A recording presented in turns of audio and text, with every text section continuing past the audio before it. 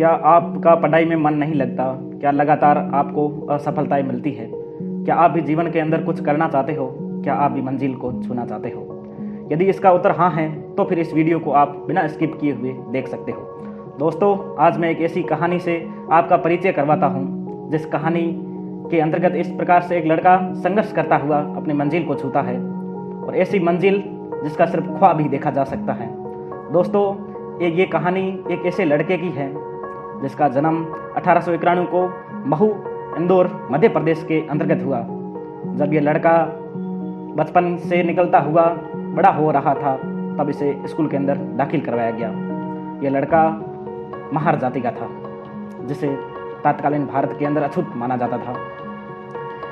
दोस्तों, स्कूल में जाते हुए उसे एक दिन एक ऐसे घटना से सामना करना पड़ा जिसे उस बच्चे ने सोचा तक नहीं था। दोस्तों, एक दिन की बात है जब टीचर के द्वारा उसे कहा गया बोर्ड के ऊपर सवाल करने के लिए। जैसे ही उसने चौक को उठाया, क्लास के छात्रों के द्वारा कहा गया कि इस चौक को आप छू नहीं सकते। वो लड़का हारा नहीं, घबराया नहीं, डरा नहीं, बल्कि वापस घर आया और बोला, मैं पढ़ेगा, मैं बढ़ेगा, मैं पढ़ेगा और मैं बढ़ेगा। इस तरह से वो वापस सुबह स्कूल जाता है। इसी तरह स्कूल जाते हुए उसके साथ फिर घटना घटी। एक दिन वो स्कूल की जो बनी हुई थी सार्वजनिक पानी की व्यवस्था के अंदर वो पानी पीने लगा।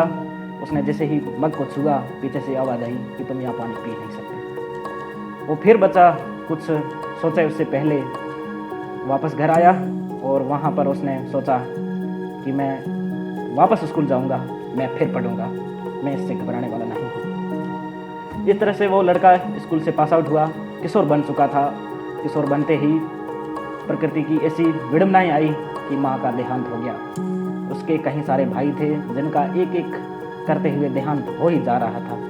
1906 के अंदर उसके पिता के द्वारा 15 साल की उम्र में मात्र शादी कर दी गई। 1907 में उसे मुंबई की यूनिवर्सिटी ऑफ बॉम्बे के अंतर्गत यूजी के अंदर ग्रेजुएशन करने के लिए प्रवेश ले लिया गया और 1912 में वो ग्रेजुएट हो गए। और ग्रेजुएट ऐसे हुए कि अपने समाज के पहले ग्रेजुएट हुए। दोस्तों, कहानी तो अभी शुरू होती है। 22 साल की उम्र के अंदर 1913 में वो अनाथ बन चुका था बच्चा।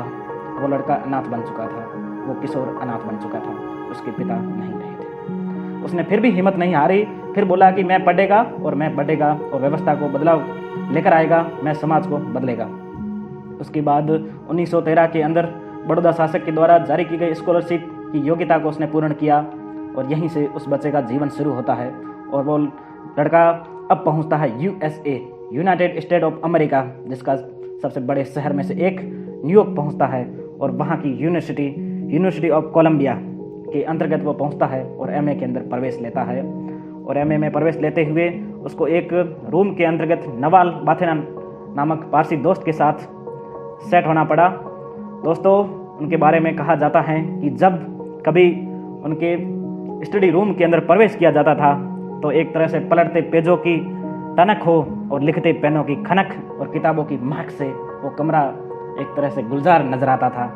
एक तरह से जब वो माना जाता है कि, और उनके बारे में कहा गया है कि जिस प्रकार से वो लाइब्रेरी के अंदर सबसे पहले आते थे और सबसे बाद में वो वहाँ पर टिके रहते थे। एक बार उनके दोस्तों के द्वारा कहा गया कि तुम इतना क्यों पढ़ते हो, कभी तो मौज मस्ती कर लिया करो, कभी तो हमारे साथ मूवी देखने चल लिया करो, कभी घूमने चल लिया करो। तब उस लड़के ने कहा कि मैं मेरी समाज का एकमात्र ग्रेजुएट हूँ और बाहर आया हूँ। मैं मेरे लिए नहीं पढ़ रहा हूँ, मैं सभी का प्रतिनिधित्व कर रहा हूँ, मैं सभी के लिए पढ़ रहा हूँ। तुम और तुम्हारी समाज में अनेकों विद्यार्थी पढ़ रहे हैं।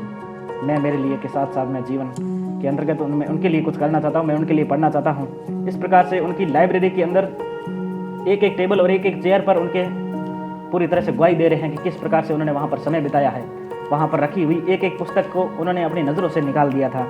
इस तरह से ऐसी पढ़ाई दुनिया के अंदर शायद ही किसी व्यक्ति ने या किसी लड़के ने की थी। इस तरह से उन्होंने 1916 के अंदर अपनी MA को कंप्लीट किया।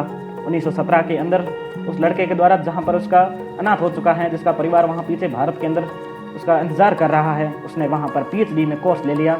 PhD आज भी इतनी डिफ़िकल्ट होती है तो आप समझ सकते हो कि उस वक्त पर कितनी डिफ़िकल्ट होती होगी। PhD के साथ साथ उसने सोचा कि मैं लॉ भी करूँगा, तो उसने वहाँ पर लॉ के अंदर भी प्रवेश ले लिया। इस तरह से वहाँ पर PhD और लॉ का सम्मिलित रूप से करते हुए 1917 के अंदर वो पूर्णतः भारत लौट आया। 1917 में भारत लौटते हुए बड़ौदा के शासक की वहाँ पर उसने जॉब शुरू कर दी। दोस्तों यहाँ फिर घटना घटी और वहाँ फिर वो दुनिया के वापस पुस्तकों की दुनिया के अंदर प्रवेश करने लगे। दोस्तों एक दिन की बात है, जब बाबू से उसने फाइल मंगाई तो बाबू ने फाइल हाथ से लेने से फिर इनकार कर दिया। फिर एक तरह से इनकार करते हुए फाइल को फेंका गया और वहाँ पर उस व्यक्ति के द्वारा निर्णय लिया गया कि मैं फिर बढ़ेगा, मैं मेरी योग्यता को फिर साबित करेगा कि मैं, क्या आप सोचते हो मैं किताबों की दुनिया से निकला हुआ एक वो सितारा हूँ जिसे आप इस तरह से बदनाम नहीं कर सकते। अब वो लड़का पहुँचता है लंदन स्कूल ऑफ इकोनॉमिक्स, जो दुनिया की सर्वश्रेष्ठ इकोनॉमिक संस्थान माना जाता है। उसके अंदर उसने MSc और DSc के अंदर प्रवेश ले लिया और वहाँ पर उसने अपनी शानदार पढ़ाई को जारी रखते हुए अपनी उम्र होने के बावजूद, बीमारियों के बावजूद उसने कभी झुका नहीं, कभी रुका नहीं। वहाँ पर लाइब्रेरी के अंदर समय बिताते हुए और बेहतरीन रूप से अपनी संपूर्ण डिग्रियाँ एक तरह से कंप्लीट की और 1926 को वो भारत में वापस आकर 1900 लीगल और प्रैक्टिस यहाँ पर शुरू की। 1932 में पूना पैक्ट को समझौते को करते हुए उसी विश्व व्यवस्था के अंदर उसने धाक जमाई और 1935 को भारत के केंद्रीय बैंक, जिसे RBI के नाम से जाना जाता है, उसके विचारों का प्रतिनिधित्व करने वाली संस्था का निर्माण हुआ। तब दुनिया ने जाना कि वो लड़का किस प्रकार से पॉलिटिकल साइंस हो, लॉ हो, आर्थिक अवस्था हो, इतिहास हो, हर जिसमें वो पारंगत था, क्योंकि उसने किताबों से मोहब्बत की थी, क्योंकि वो किताबों की दुनिया से निकला हुआ एक ऐसा सितारा था जिसे किताबों से निकले हुए विचारों ने किस प्रकार से क्रांति की है वो आप देख ही पा रहे हो। जब 1947 में भारत आज़ाद हो रहा था, जब तिरंगा इस नभ के अंदर छाया हुआ था, तब उसे विधि मंत्री बनाया गया, लॉ मिनिस्टर बनाया गया। जब देश के अंदर संविधान निर्माण की बात की जा रही थी, तब दुनिया के अंदर एक ऐसे शख्स को ढूंढा जा रहा था जिसने किताबों को इतना पढ़ा हो, जिसे केवल लॉ की जानकारी नहीं हो, दुनिया की संस्कृति और दुनिया की इकोनॉमी के बारे में संपूर्ण जानकारी हो। तब एक नाम सामने उसी लड़के का आया जो एक तरह से वहीं से निकला था, जिसको एक बार एक तरह से छूने से मना किया था। उसने भारत की इतनी बड़ी पुस्तक को लिख दिया जिसकी आप कल्पना तक नहीं कर सकते। बिल्कुल उस लड़के ने भारत के संविधान को लिखा है, उस लड़के ने भारत के संविधान को लिखा है। अब मेरा मानना है कि आप जान चुके होंगे कि वो लड़का कौन है। लड़का है डॉक्टर B.R. अम्बेडकर। दोस्तों ये कहानी आपको निश्चित रूप से अच्छी लगी होगी। दोस्तों इस कहानी से हमें ये सीख मिलती है कि इस तरह पढ़ो, आप रूम के अंदर इस तरह पढ़ो कि आपकी टेबल, चेयर, रूम, आपके रूममेट सब आप पर गर्व करें कि पढ़ने वाला लड़का हमने आज तक इससे बेहतरीन कोई देखा नहीं है। दोस्तों एक तरह से माना जाता है कि किस तरह से पढ़ना चाहिए, माना जाता है कि पुस्तकों की मोहब्बत सच्ची और यादगार होती है।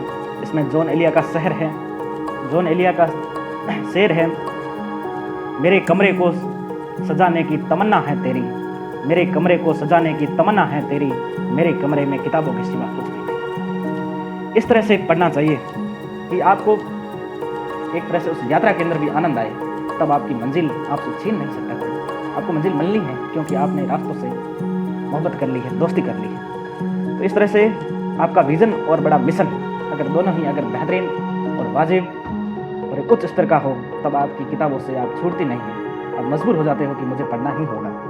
इस तरह से ये कहानी अगर आपको अच्छी लगी है तो आप अपने दोस्तों में शेयर कर सकते हो, ज़्यादा से ज़्यादा लोगों तक इसे बढ़ा सकते हो, ताकि वो भी इस कहानी से सीख ले सके, वो भी इस कहानी से प्रेरित होकर अपना स्वयं का, अपने माँ बाप का, अपने समाज का, अपने देश का नाम रोशन कर सके। दोस्तों धन्यवाद। मेरा नाम मनोहर, आप सभी का आपके अपने YouTube चैनल पर स्वागत है। जय हिंद।